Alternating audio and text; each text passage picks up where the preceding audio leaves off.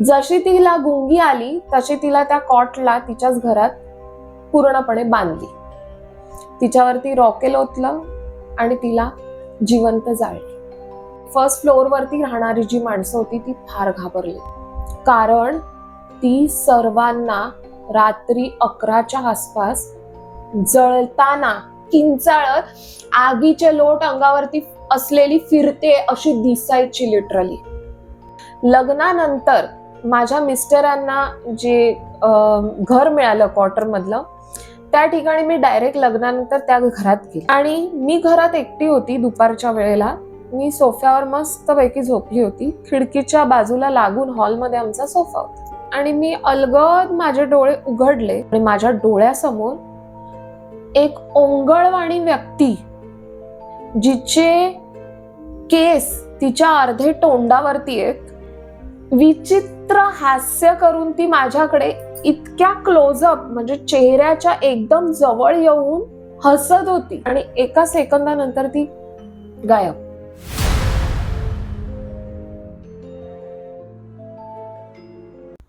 नमस्कार मंडळी, स्वागत आहे तुमचं तुमच्या चॅनलवरती. त्याचं नाव आहे घरच्या घरात आणि आज आपण पुन्हा आलो आहोत. आणि टू बी ऑनेस्ट हा व्हिडिओ खूप स्पेशल आहे, कारण आपले 1K सबस्क्रायबर झाले आहेत. तर हे जे 1K सबस्क्रायबर झाले आहेत, तर हा फक्त एक नंबर नाही, तर तुमचा सपोर्ट आणि तेवढा मोटिवेशन आहे जो मला आणखी व्हिडिओ बनवायला प्रोत्साहित करत असतो. आणि असंच मोटिवेशनने आपण आणखी नवीन कंटेंट घेऊन येणार आहोत, आणखी चांगले कंटेंट, आणखी लोकांना विचारू त्यांचे पर्सनल एक्सपिरियन्स, त्यांच्यासोबत घडलेल्या स्टोरीज अँड ऑल, ज्याने तुम्हाला पण एक ऐकायला भेटेल खूप साऱ्या गोष्टी. आणि आजचा असाच व्हिडिओ खूप स्पेशल आहे, कारण आजचे गेस्ट जे आहेत त्यांनी आपला गुगल फॉर्म, जे मी तुम्हाला बोललो होतं डिस्क्रिप्शनमध्ये असतो आणि तुम्ही भरून तुम्ही पॉडकास्टसाठी येऊ शकता, तसं त्यांनीही भरला होता. त्यांचे पण स्टोरीज खूप इंटरेस्टिंग होत्या, म्हणून आज आपण त्यांना पण इथे बोलवलं आहे. तर ते मॅडम ॲस्ट्रोलॉजर आहेत आणि ते त्यांच्या स्टोरीज, पर्सनल स्टोरीज सगळे सांगणार आहेत, जे त्यांनी ऐकलेले आहेत, जे त्यांनी एक्सपिरियन्स केलेले आहेत. तर तुम्ही होप सो तुम्हाला हा व्हिडिओ आवडेल. तर आपण सुरू करूया व्हिडिओला. मग तुम्ही तुमचं इंट्रोडक्शन कसं द्याल? नमस्कार, मी सौ सर्वदा प्रभू. गेली 20 वर्ष ॲस्ट्रोलॉजी या फील्डमध्ये आहे आणि माझे वडील आणि मी, आम्ही दोघंही नाथ संप्रदायातूनच आहोत. त्यामुळे आमच्या आयुष्यामध्ये असे बरेच किस्से आम्ही पाहिले सुद्धा आहेत, शिवाय अनुभवलेले सुद्धा आहेत. आणि तुमचा हा रंगमंच मला फार आवडला आणि तुमची बोलण्याची किंवा पटवून व्यवस्थित समजावून सांगण्याची जी पद्धत आहे, लोकांपुढे मांडण्याची पद्धत आहे, समजून घेण्याची जी पद्धत आहे, ती मला फार आवडली. सो थँक्यू, तुम्ही मला आजच्या या पॉडकास्टसाठी इथे बोलवलं. खूप चांगलं वाटलं तुमचं कॉम्प्लिमेंट ऐकून. टू बी ऑनेस्ट आम्ही पण ट्राय करतोय की व्यवस्थित आणखी इम्प्रूव्ह करायचं आहे ते. आणि आता आमचं ह्याच चॅनल नेम सजेस्ट की घरच्या घरात, तर आम्ही घरातून सगळे हे व्हिडिओ बनवतोय. तर त्यामुळे बेसिक आहे आणि खूप स्टार्टिंग पासून आहे, बट आम्ही खूप प्रॉमिस केले आहेत की नवीन आणखी सेटअप व्यवस्थित बनवायचं आहे आणि व्यवस्थित आणखी प्रेक्षकांना चांगले व्हिडिओज देऊ. आणि जसं आपण आता स्टोरीला सुरू करूया. आणि तुम्ही मला सांगितलं होतं की तुमच्यासोबत लाईफमध्ये खूप साऱ्या स्टोरीज घडलेल्या आहेत, ऑलरेडी आपलं बोलणं झालंय त्यावरती. तर मग तुम्ही कोणत्या स्टोरीपासून पहिली सुरुवात कराल? मी माझ्या बालपणीच्या स्टोरीपासून सुरुवात करेन. ही स्टोरी आहे, माझ्या बालपणी एक तेव्हा चाळ सिस्टीम होती, आम्ही राहायचो जिथे. आणि त्या चाळ सिस्टीम मध्ये आम्ही ग्राउंड फ्लोअरला राहायचो. एक कॉमन गॅलरी होती. माझे वडील तेव्हा महिंद्रा अँड महिंद्रा या कंपनीमध्ये कामाला होते.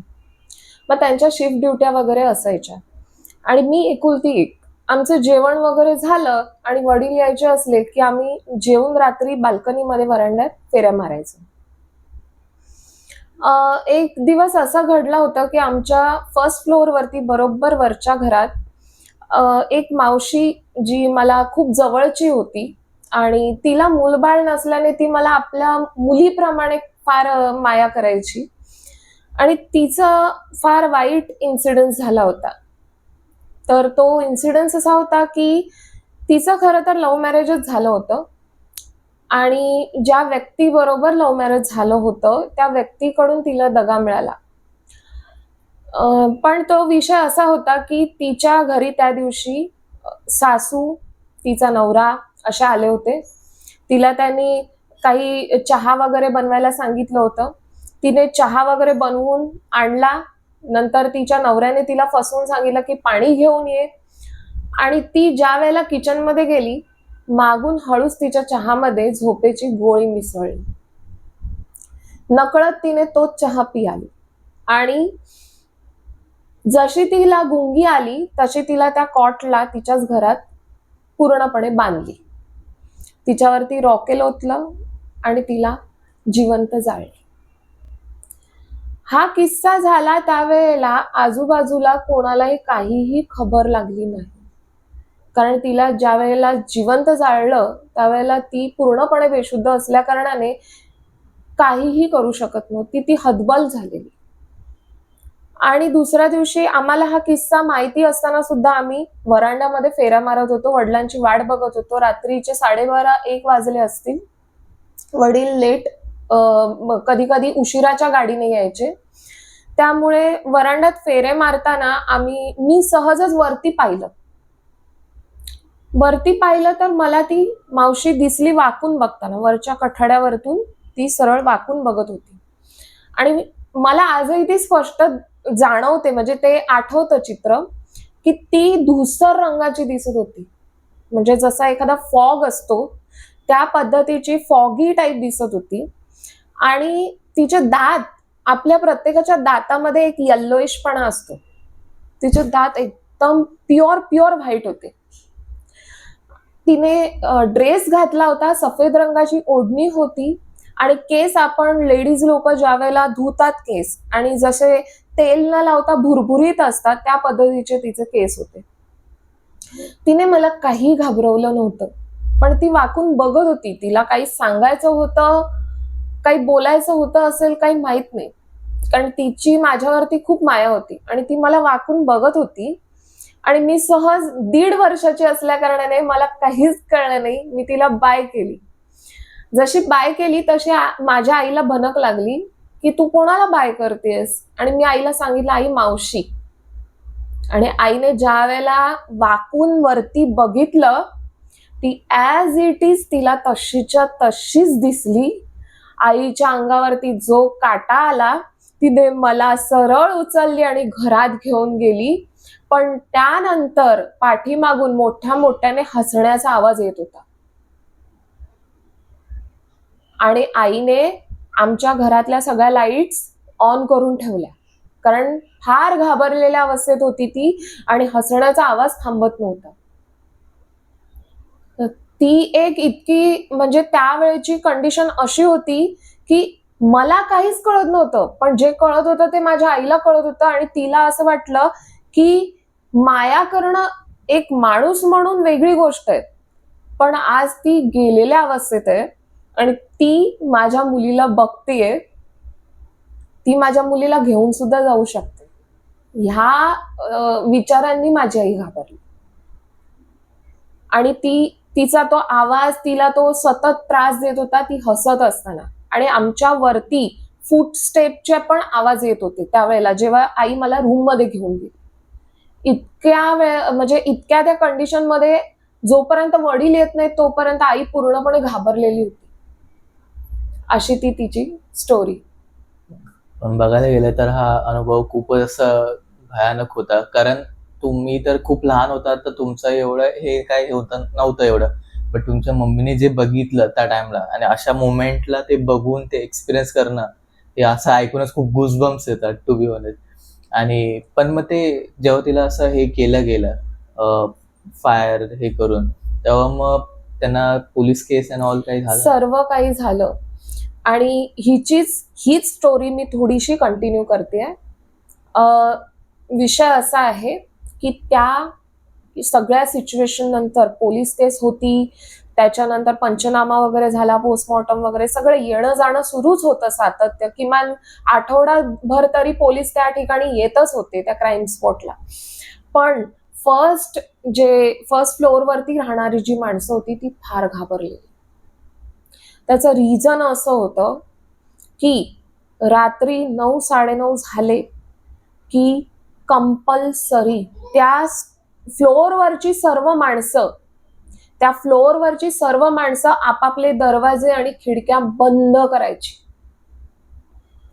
आणि लोकांमध्ये एक भीतीचं वातावरण निर्माण झालं होतं, कारण ती सर्वांना रात्री 11च्या आसपास जळताना आग पेटते, तिच्या शरीरावरती आगीचे लोट येत आहेत आणि ती ओरडत बचाव बचाव बचाव अशा आवाजात त्या व्हरांड्यामध्ये, कारण फर्स्ट फ्लोअरला सुद्धा एक कॉमन व्हरांडा होता आणि त्या फ्लोअरवरती त्या व्हरांड्यामध्ये पूर्ण व्हरांड्यामध्ये ती बचाव बचाव करत किंचाळत आगीचे लोट अंगावरती असलेली फिरते अशी दिसायची, लिटरली दिसायची तिथल्या लोकांना.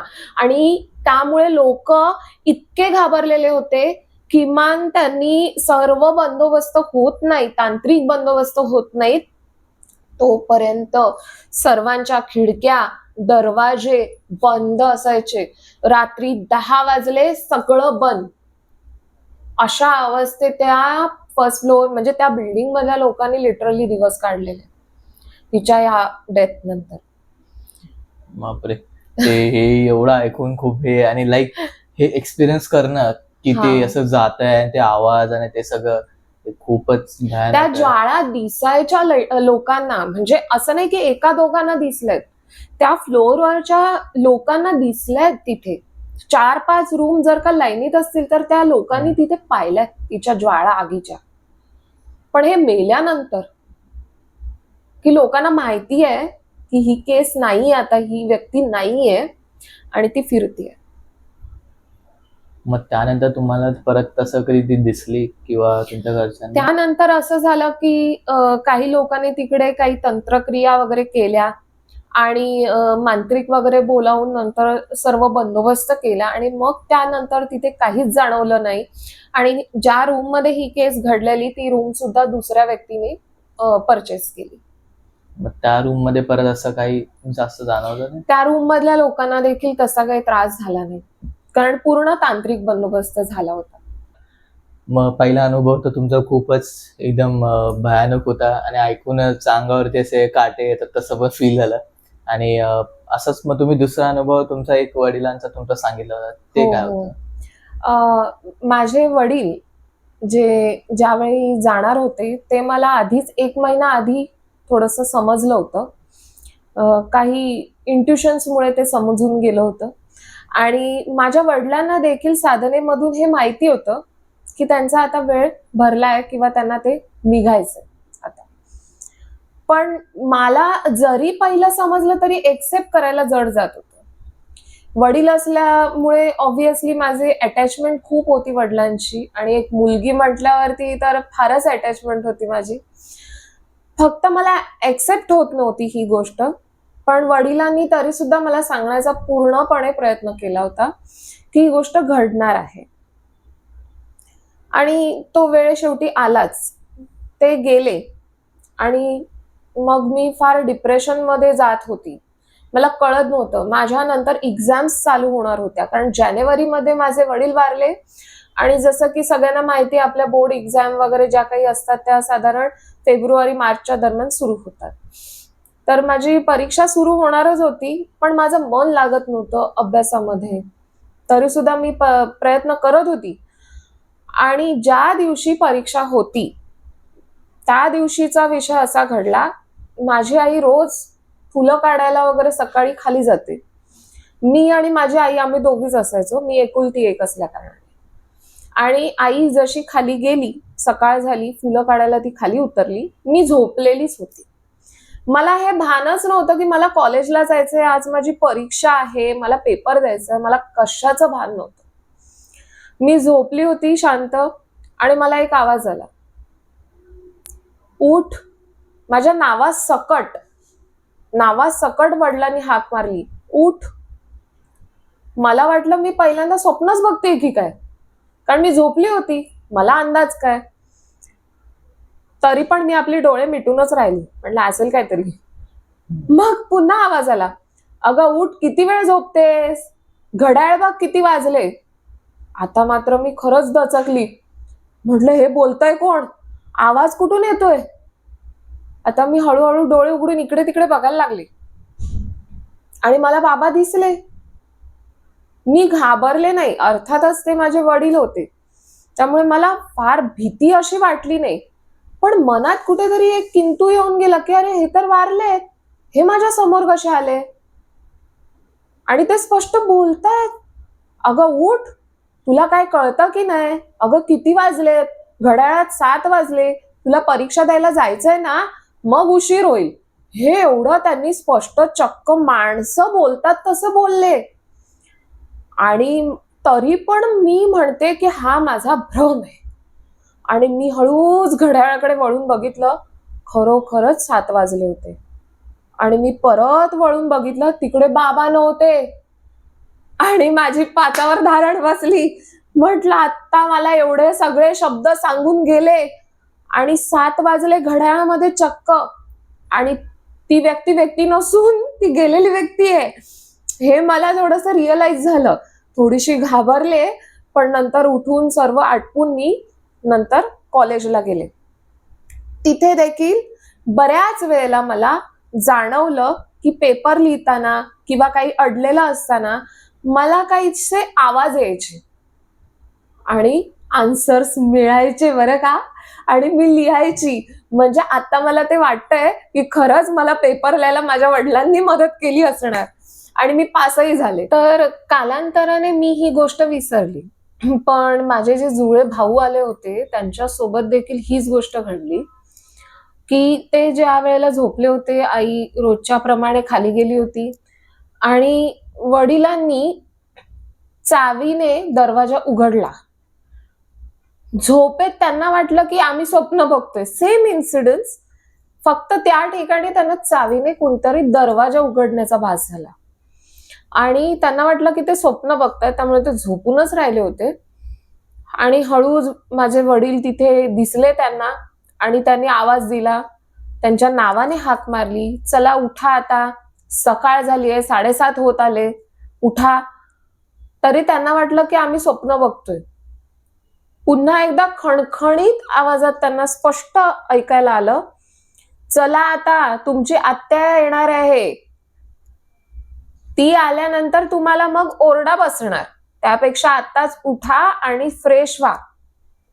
बघा 7:30 होऊन चाललेत. आणि खरोखरच त्यांना जाग आली. त्यांनी बघितलं घड्याळाकडे, 7:30च वाजले होते सकाळचे. आणि मग माझ्या भावांना लिटरली कळलं की आपल्याला हा भास नाही झाला, प्रत्यक्षात ही घटना घडली. आणि ते पण थोडेसे दचकले. पण त्यांना एक माहित होतं की माझे वडील एक प्युअर सोल होते, त्यामुळे जी भीती त्यांच्या मनात होती ती ऑटोमॅटिकली कमी झाली आणि मग ते शांत झाले. ओके. पण असं म्हणतात की एखादा व्यक्ती गेल्यानंतर त्याचे थोडाफार तो असतो थोडे डेजसाठी, बरोबर. जोपर्यंत त्याचं कम्प्लिटली ते सगळं रिच्युअल्स कम्प्लीट होत नाही तोपर्यंत. हो. मग तेच आहे. आणि मग त्यानंतर मग तुम्हाला परत असं जाणवलं कधी? परत असं माझ्या आईला अधूनमधून जाणवतं, ओके. पण आता ते प्रमाण फार बऱ्यापैकी कमी झालेलं आहे आणि आता तसं काही वाटत नाही. अच्छा. पण ते चांगली होती स्टोरी. आणि असं म्हणजे त्यांचं गेल्यानंतर पण त्यांचं लक्ष असणं आणि त्यांचं स्पेशली तुमचं ते एक्झामसाठी की तुमचा ते पेपर मिस व्हायला नको म्हणून ते हो. उठवणं आणि त्यांनी कधीच कोणाला घाबरवलं नाही, पण वॉर्न मात्र करायचे आणि खणखणीत. ते तर आहे. मग तेच. त्या आवाजाची जरब ऐकून थोडीशी भीती वाटायची. हा, मग ते तसं ते बोलण्याचं टोन आणि हे तसं होतं म्हणून ते तसं वाटायचं. मग आता तुम्ही दुसरी स्टोरी कोणती घेणार आहात? हो, माझी ही स्टोरी आहे ती माझ्या राहत्या ठिकाणच्या, म्हणजे राहत्या घरातली आहे. आम्ही एका कॉलनीमध्ये राहतो, विक्रोळीमध्ये, कंपनीच्या. आणि विषय असा आहे की लग्नानंतर माझ्या मिस्टरांना जे घर मिळालं क्वार्टरमधलं, त्या ठिकाणी मी डायरेक्ट लग्नानंतर त्या घरात गेली राहायला. बेसिकली आमचं लग्न हे गावी झालं. जे काही रीती रिवाज असतात ते गावी पूर्ण झाले, पण त्यानंतर आम्ही जे डायरेक्ट आलो ते त्या घरामध्ये. आता हे घर माझ्यासाठी नवखं होतं आणि मिस्टरांसाठीही नवखं होतं, कारण लग्नानंतर प्रथमच त्यांना त्या क्वार्टरची रूम मिळाली होती. त्यामुळे थोडासा आनंद पण होता की मोठी रूम आहे वगैरे, म्हणून खुश होतो. पण काही काळानंतर, म्हणजे महिन्याभराच्या नंतर, असं माझ्या लक्षात आलं की मला कोणीतरी पाठीमागे फॉलो करत आहे. मी काम करत असताना मला जाणवायचं की काहीतरी आजूबाजूला आहे. परतून मागे वळून पाहिलं तर कोणीच नसायचं. असं सतत अधेमध्ये भास होत राहायचे. कंटिन्यू होत नव्हते, म्हणून मी दुर्लक्ष केलं. त्याच्यानंतर आमच्यात भांडणं व्हायला लागली, तेही इग्नोर करायला लागले आम्ही. कदाचित आम्ही नवीन जोडपे आहोत, एकमेकांना समजून घ्यायला वेळ जातोय म्हणून आमच्यात भांडणं होत आहेत. मग ते सुद्धा सोडून देत गेलो. पण नंतर एक वेळ असं झालं की माझे मिस्टर हे शिफ्ट ड्युटी करतात आणि मी घरात एकटी होती. दुपारच्या वेळेला मी सोफ्यावर मस्तपैकी झोपली होती. खिडकीच्या बाजूला लागून हॉलमध्ये आमचा सोफा होता. दुपारी 3:30-3च्या दरम्यान माझे मिस्टर कामावरून येणार हे मला माहित होतं. आणि एक साधारण 3च्या अगोदर म्हणजे 2:30 ते 2:45च्या दरम्यान मला झोप लागलेली आणि म्हणजे साधी डुलकी, दुपारची डुलकी लागली होती आणि मी अलगद माझे डोळे उघडले, जागी झाली. पण माझ्या डोळ्यासमोर जे बघितलं त्यावेळी मी लिटरली शॉक झाली. घरामध्ये मी एकटी आणि माझ्या डोळ्यासमोर एक ओंगळवाणी व्यक्ती, जिचे केस तिच्या अर्धे तोंडावरती आहेत, अर्धा चेहरा तिचा कसा तरी विचित्र दिसतोय. असं वाटत होतं की एखादा म्हणजे खूप गलिच्छ असा व्यक्ती असतो त्या पद्धतीने तिचं चेहरा किंवा राहणीमान दिसत होतं. अंगावरचे कपडे अक्षरशः कळकट मळकट. ती स्त्री होती हे मला स्पष्ट दिसत होतं. आणि त्या स्त्रीचा एक पाय हा आमच्या सोफ्याच्या वरचा बाजूचा जो रॉड असतो त्या रॉडवरती होता. मी सोफ्यावर झोपलीये, त्या लेडीजचा पाय रॉडवरती आणि दुसरा लिटरली एक पाय इतका मोठा होता की तिचा पूर्णपणे तो पाय जमिनीला टेकत होता. आणि विचित्र हास्य करून ती माझ्याकडे इतक्या क्लोजअप म्हणजे चेहऱ्याच्या एकदम जवळ येऊन हसत होती. म्हणजे तिचं हास्य म्हणजे फार एकदम क्रिपी स्माइल आणि एकदम विचित्र हास्य. त्यामुळे ते बघून मी थोडीशी शॉक्ड मध्ये गेली की माझ्या घरात तर कोणीच नाहीये, मी एकटी सोफ्यावर झोपली आणि ही व्यक्ती इतक्या जवळ. अचानक मला काही समजलं नाही आणि एका सेकंदानंतर ती गायब. हे घडलं त्यावेळेला मी थोडीशी शॉक मधून बाहेर येण्याचा प्रयत्न करत होती, कारण मला असं वाटलं की मी नवीन जागेत आहे तर कदाचित माझा भास असेल. कारण मी माझ्या मिस्टरांना सांगितलं तर ते त्यांना पटणार नाही ह्याची मला पूर्ण कल्पना होती. त्यामुळे मी गप्प राहिले. तर ही झाली त्यावेळची गोष्ट. पण काही काळानंतर एक 5-6 महिन्यानंतर बेडरूम मध्ये तीच सोल होती लेडीज. आम्ही रात्री झोपलो होतो. मोठा क्वीन साइज बेड होता. बेडरूम मध्ये भिंतीच्या आतून काहीतरी येताना जाणवत होतं मला. रात्री 1:30 वाजता आतून काहीतरी येत आहे असं जाणवायला लागलं. मी भिंतीच्या साईडला होते आणि मला फक्त त्याच सोलचं मुंडकं दिसलं आणि पुन्हा ती भिंतीतून बाहेर येऊन फक्त डोकं काढून ती माझ्याकडे अशी बघत होती आणि तेही रागाने. त्यावेळेला मी घाबरली नव्हती, थोडीशी मी आता धीट झाली होती आणि मी तिच्याकडे बघितलं. तशी ती त्या भिंतीतून सरळ समोर आली, जिथे आम्ही झोपलेलो त्या बेडच्या अगदी समोरच. आणि उभी राहून तिने मला चक्क एकच गोष्ट सांगितली की मी तुला गर्भ टिकू देणार नाही, मी तुला मूल राहू देणार नाही.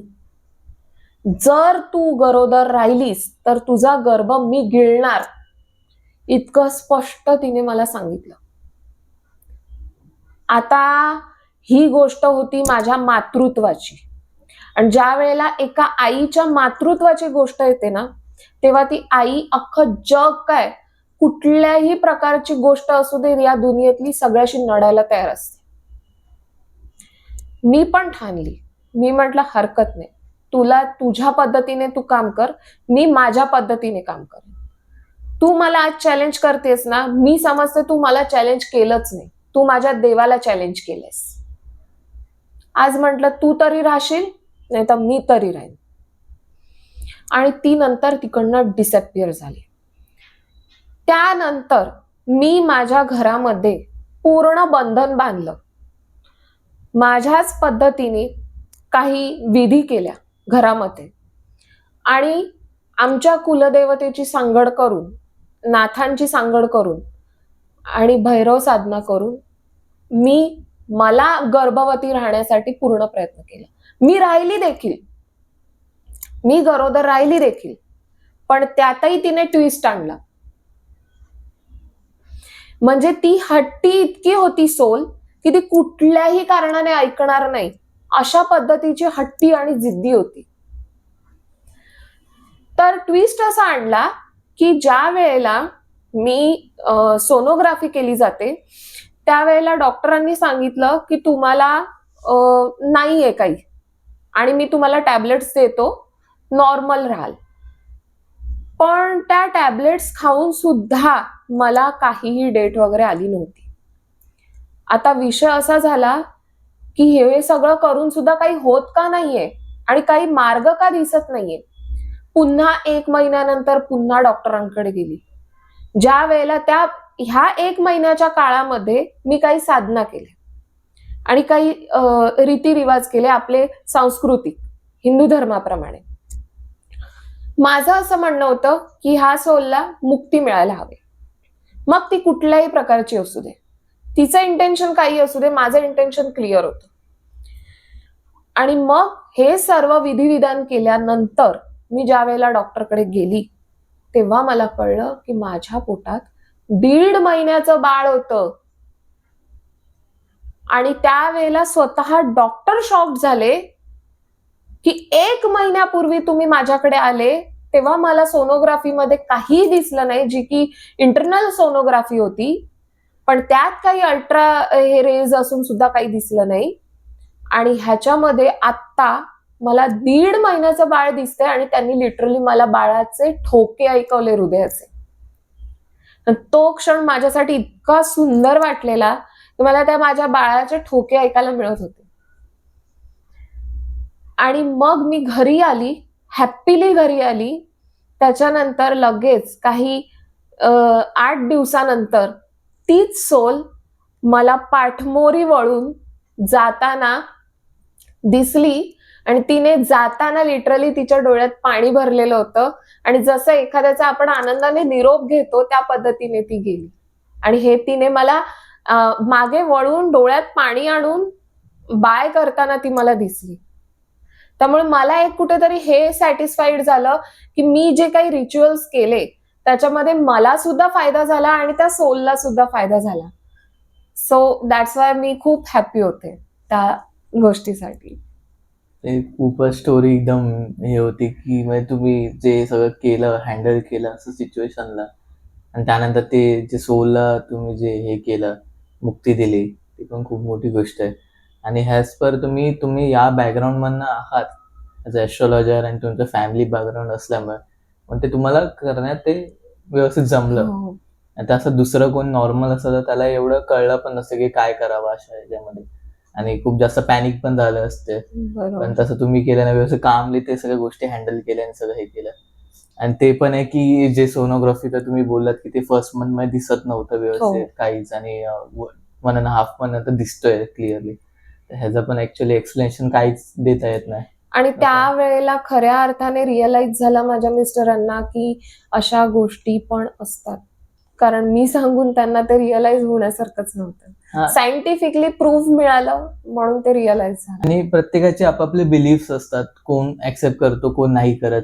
आणि मोस्ट ऑफ द मेजॉरिटी लोक असतं की त्यांना वाटतं की हे सगळ्या गोष्टी मेडअप केलेल्या आहेत किंवा असं जस्ट सांगण्यासाठी बोलतात आहे. पण जोपर्यंत तेच आहे की हे गोष्टी तुम्ही स्वतःहून एक्सपिरियन्स करत नाही, जोपर्यंत तुमच्यासोबत हे घडत नाही, तुम्ही या परिस्थितीमध्ये जात नाही, तोपर्यंत तरी तुम्हाला नाहीच कळत की कसं हे होतं म्हणून. पण मला पण कधी कधी असं बोललं जातं की हे जे स्टोऱ्या बोलतात तुझ्या येऊन गेस्ट हे खरं आहेत का, की तू फक्त असंच खोटं बोलतोय.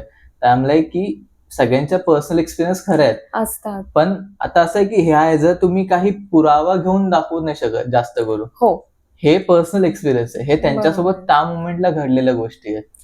आणि ह्याच्यामध्ये मी एक गोष्ट अशी सांगू शकते की प्रत्येकाची एक फ्रिक्वेन्सी असते. म्हणजे कुठलाही सोल असू दे आणि पर्सन असू दे किंवा कुणीही एखादा निर्जीव वस्तू सुद्धा असू दे, प्रत्येकाचा एक ऑरा आहे.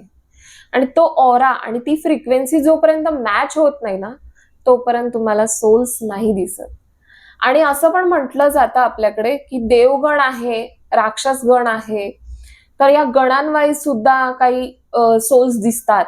मनुष्य गणाला जास्त त्रासदायक ठरतात. त्यांच्यावरती ते हावी होऊ शकतात. तसंच पायाळू ज्या व्यक्ती आहेत त्यांना सुद्धा हे सोल्स दिसतात. हो, कारण हे मी पण ऐकलेलं आहे. जसं मी पॅरानॉर्मल हे जे एक्सपिडिशन सगळे करतात कंप्लीट, लाईक गौरव तिवारी होता आपला पास्ट त्याच्यामध्ये, आणि आत्ताचे पण जे खूप काय आहेत, तर बरं. त्यांचे मी स्टोरीज ऐकतो. तर त्यांचं पण हे सेम म्हणणं असतं की तुमची जे फ्रिक्वेन्सी मॅच होणं खूप इम्पॉर्टंट आहे. हो. आणि एक ऑरा एक असतो की जर तुमचा ऑरा खूप स्ट्रॉंग असेल तर मोस्टली हे असे एक्सपिरियन्स तुम्हाला येत नाही. आणि किती वेळा लोकांनी सांगितलंय की एक हॉन्टेड लोकेशनवरती 10 लोक जातात, पण 10 पैकी एकालाच ते अनुभव होतो. कारण ते त्या टाइमला तो टायमिंग आणि ती फ्रिक्वेन्सी सगळं एक टाइमला मॅच झालेलं हा. असतो. तर ते होणं खूप इम्पॉर्टंट असतं. त्याने हे सगळं घडून येतं. तर तेच आहे.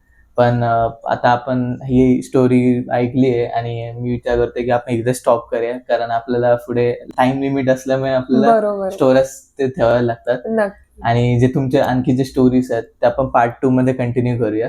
नक्कीच. नक्कीच. मग तुम्हाला ही स्टोरी कशी वाटली असेल ते तुम्ही कमेंट सेक्शन मध्ये सांगू शकता. आणि हे फर्स्ट टाइम आहे की हे गुगल फॉर्म भरून मॅडम आले होत्या आणि त्यांचे पर्सनल एक्सपिरियन्स सांगायला, हे सगळं करायला. तर मी पण थँक्यू बोललो त्यासाठी. थँक्यू सो कारण- मच तुम्हाला सुद्धा. हो, तुम्ही कारण मला कसं platform माझं दिला. पण हे फर्स्ट टाइम आहे की असं कोणाला बोलवून व्यवस्थित स्टोरी घेणं. कारण आतापर्यंत आधीचे मी जे घेतले होते ते सगळे ओळखीमध्ये होते.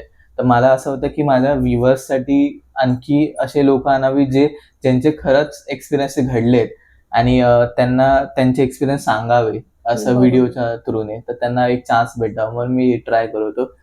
तर तुम्ही पण पूर्ण व्हिडिओ बघितला असाल तर तुम्ही कमेंट सेक्शनमध्ये सांगू शकता की तुम्हाला हा व्हिडिओ कसा वाटलाय. आणि तुमच्याकडेही असेच काही स्टोरीज असतील तर तुम्ही डिस्क्रिप्शनमध्ये फॉर्म दिलेला आहे, गुगल फॉर्म, त्यात तुम्ही तुमचे डिटेल्स भरू शकता आणि आम्ही मग तुम्हाला कॉन्टॅक्ट करू शकतो आणि मग आपण डिस्कस करून तुम्ही पण नेक्स्ट व्हिडिओमध्ये पार्ट होऊ शकता. आणि जर तुम्हाला हा व्हिडिओ आवडला असेल तर या व्हिडिओला लाईक करा, शेअर करा तुमच्या फ्रेंड्ससोबत, फॅमिलीसोबत. आणि आपण आता 1K हॅज तुम्हाला मी बोललो होतो हिट केलंय, तर आपण आता पुढे आणखी मोठा गोल ठेवू, आणखी 10,000 हिट करू, 50,000 हिट करू, 1,00,000 पर्यंत जाऊ. असेच गोल अचीव्ह करत जाऊ आणि असं तुमचं सपोर्ट राहून दे ते गोल अचीव्ह करण्यासाठी. आणि आपण भेटूया आता नेक्स्ट व्हिडिओमध्ये. तोपर्यंत बाय बाय.